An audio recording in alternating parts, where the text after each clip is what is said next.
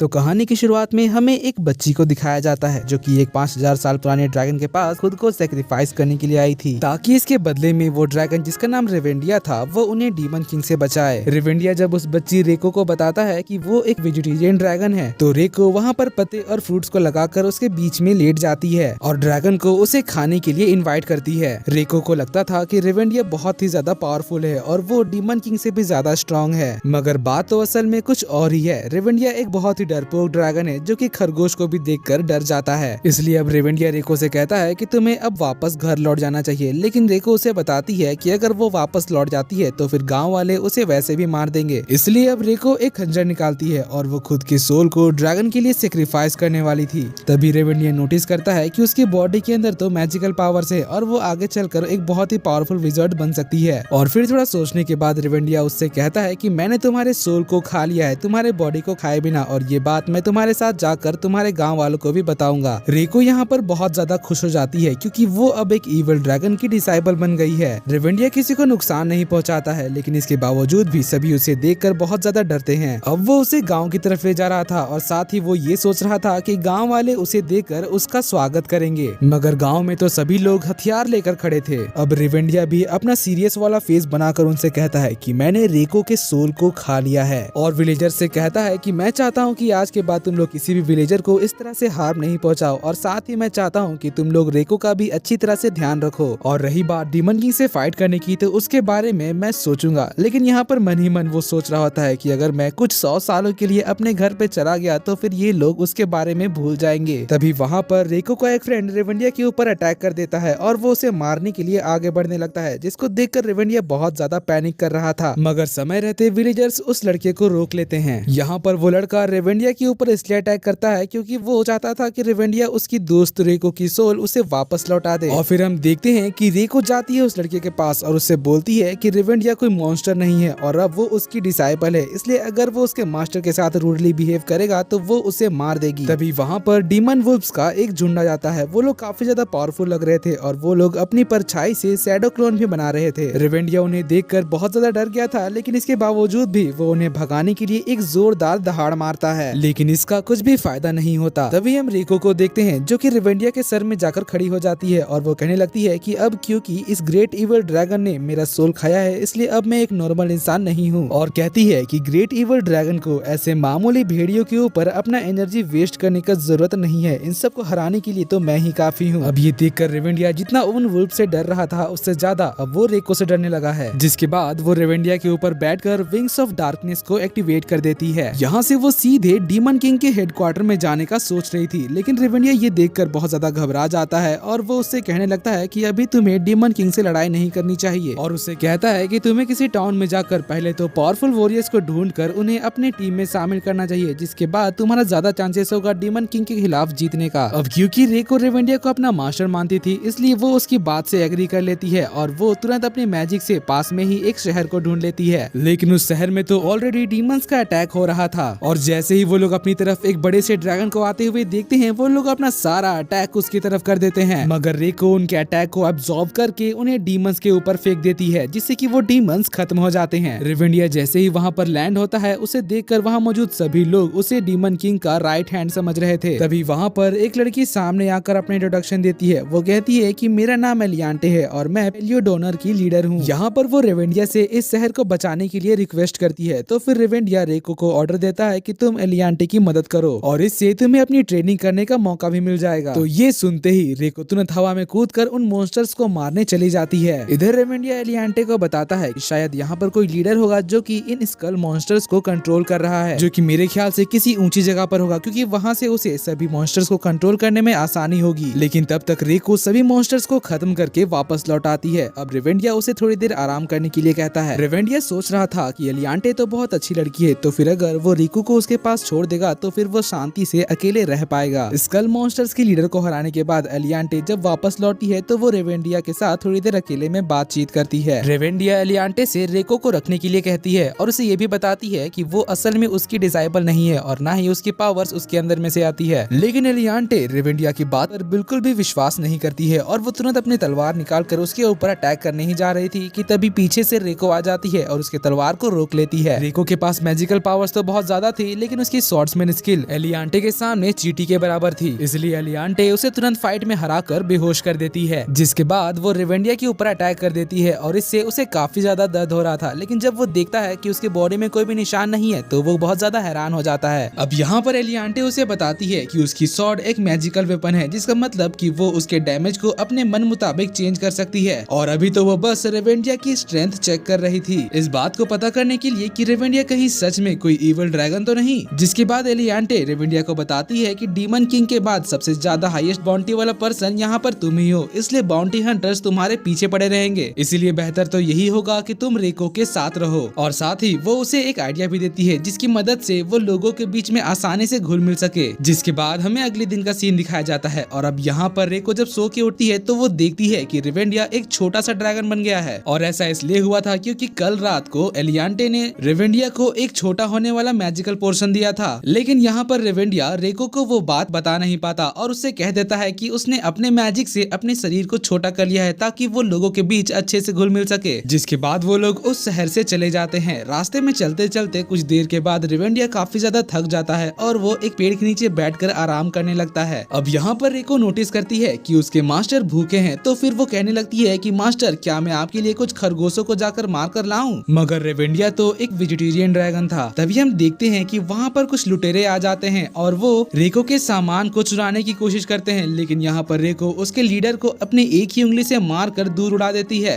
अब ये देखकर बाकी दोनों लुटेरों की तो हालत खराब हो जाती है और अपनी जान बख्श देने के लिए वो लोग रेको से भीख मांगने लगते हैं। जिसके बाद वो जाकर अपने लीडर को भी उठा लेते हैं और फिर वो लोग रेवेंडिया और रेको को अपने साथ एक गुफा के पास ले जाते हैं जहाँ पर उन लोगों ने स्लेव्स को रखा था। गुफा के पास रेवेंडिया नोटिस करता है कि वहाँ बहुत सारा टेस्टी घास उगा हुआ है, इसलिए वो रेको से कहता है कि तुम इन लुटेरों को ले जाकर शहर के पुलिस के हवाले कर दो, तब तक मैं तुम्हारा यहीं पर इंतजार करता हूँ। और जैसे ही रेको उन लोगों को यहाँ से लेकर जाती है, रेवेंडिया तुरंत गुफा के अंदर चला जाता है टेस्टी टेस्टी घास खाने के लिए, लेकिन अंदर जाते ही वो एक बड़े से छेद में गिर जाता है और अब वो फिसल कर एक बहुत ही अंधेरे और खतरनाक गुफा में गिर जाता है, जहाँ उसे एक काला साया नजर आता है, जिसको देखकर उसकी तो डर के मारे हालत खराब हो जाती है और वो भागने लगता है। तभी उसका पैर वहाँ पर एक ट्रैप में पड़ता है, लेकिन इससे पहले कि वो वहाँ ट्रैप में गिरता, वो काला साया आकर उसे बचा लेता है और बताता है कि इस गुफा में बहुत सारे ऐसे ट्रैप्स हैं, इसलिए तुम्हें संभल कर रहना चाहिए। वो रेवेंडिया को टेस्टी टेस्टी एप्पल्स और ग्रास देता है, जिसको खाकर रेवेंडिया बहुत ज्यादा खुश हो गया था। और थोड़ी देर बात करने के बाद रेवेंडिया को पता चलता है कि वो तो असल में गॉड ऑफ हंट थे और उनका काम था इंसानों को हंटिंग सिखाना। और जब उन्होंने कुछ इंसानों को हंटिंग करना सिखाया तो वो इंसान बाकी और इंसानों को खुद ही सिखाने लग गए और सब लोग उसे यानी कि हंटिंग गॉड को भूल गए। इसीलिए तब से उसका कोई भी डिसाइबल नहीं है और वो अकेला इस गुफा में रह रहा है। अब यहाँ पर उसकी बातें सुनकर रेवेंडिया को उस पर दया आ जाता है और वो उससे कहता है कि मैं तुम्हारा डिसाइबल बनना चाहता हूँ। अब ये सुनकर गॉड ऑफ हंट को बहुत ज्यादा खुशी होती है और वो रेवेंडिया को ऊपर लेकर जाता है ट्रेनिंग कराने के लिए और उससे कहता है कि मैं तुम्हें 3 घंटे में एक प्रोफेशनल हंटर बना दूंगा। पहले लेसन में रेवेंडिया को 200 सिटअप्स करने थे, लेकिन वो इंसानों की तरह लेट नहीं पा रहा था। और फिर दूसरे लेसन में उसे एक ब्रिज पार करना था जो कि लकड़ी का बना हुआ था, लेकिन वो जैसे ही उस ब्रिज के ऊपर चढ़ता है वो ब्रिज टूट जाता है। और इसके बाद गॉड ऑफ हंट ने रेवेंडिया को जितना भी लेसन सिखाया उन सभी में वो फेल ही होते जा रहा था। और ये सब देखकर गॉड ऑफ हंट बहुत ज्यादा फ्रस्ट्रेट हो रहा था, क्योंकि ये पहली बार था कि वो किसी को सिखा नहीं पा रहा था। इसलिए अब वो अपना ट्रम्प कार्ड इस्तेमाल करने के लिए मजबूर हो जाता है। और अगला लेसन था डॉज दी ऑब्स्टिकल्स। यहाँ पर स्ट्रिंग के लास्ट में एक्सप्लोजिव्स लगे हुए थे, जिसका मतलब कि अगर रेवेंडिया उन स्ट्रिंग से टच होता है तो फिर वो वहीं पर ब्लास्ट हो जाएगा। लेकिन जैसे ही रेवेंडिया उस स्ट्रिंग को पार करने के लिए उसके नीचे जाता है, तभी वो अपने ओरिजिनल साइज में आ गया था, क्योंकि उस मैजिकल पोशन का असर अब खत्म हो गया था। और अब 8 घंटे बीत चुके थे और अभी तक गॉड ऑफ हंट रेवेंडिया को कुछ भी सिखा नहीं पाया था। इसलिए वो अपने फेलियर को कंपनसेट करने के लिए रेवेंडिया को एक मैजिक देता है और फिर वो डिप्रेस्ड होकर अपने केव की तरफ जाने लगता है। लेकिन जाने से पहले उन दोनों ने वादा किया था कि वो इस ट्रेनिंग के बारे में कभी भी किसी को नहीं बताएंगे। और फिर रेको के वापस आने तक रेवेंडिया सो जाता है। रेको यहाँ पर रेवेंडिया को बताती है कि उसने एक नया शहर ढूंढा है जिसका नाम सेलियाना है और वो शहर बहुत ही सुंदर और बड़ा है। और फिर वो कहती है क्यों ना हम इस शहर पर डीमन लॉर्ड के कब्जा करने से पहले खुद ही कब्जा कर लें। और फिर जैसे ही वो लोग उस शहर के पास पहुँचते हैं, रेको अपना काम करना शुरू कर देती है। वो देखती है कि इस शहर में एक बैरियर लगा हुआ है जो कि एक होली सेंट का है और तभी वहाँ पर होली सेंट की आवाज आने लगती है। वो रेवेंडिया से कहती है कि तुम इस शहर से निकल जाओ, मगर रेवेंडिया उसे समझाने की कोशिश करता है कि वो यहाँ पर कोई बर्बादी करने के लिए नहीं आया है, है वो तो बस इस शहर में कुछ देर के लिए आराम करना चाहता है। लेकिन इससे पहले कि सेंट कुछ और करती, रिको अपने मैजिक से उसके बैरियर को डिस्ट्रॉय कर देती है और ये देखकर वो सेंट बहुत ही ज्यादा डर गई थी। और जैसे ही वो लोग शहर के अंदर जाते हैं, रेवेंडिया रिको को अपना प्लान बताता है ताकि वो लोगों के नजरों से आसानी से बच सके।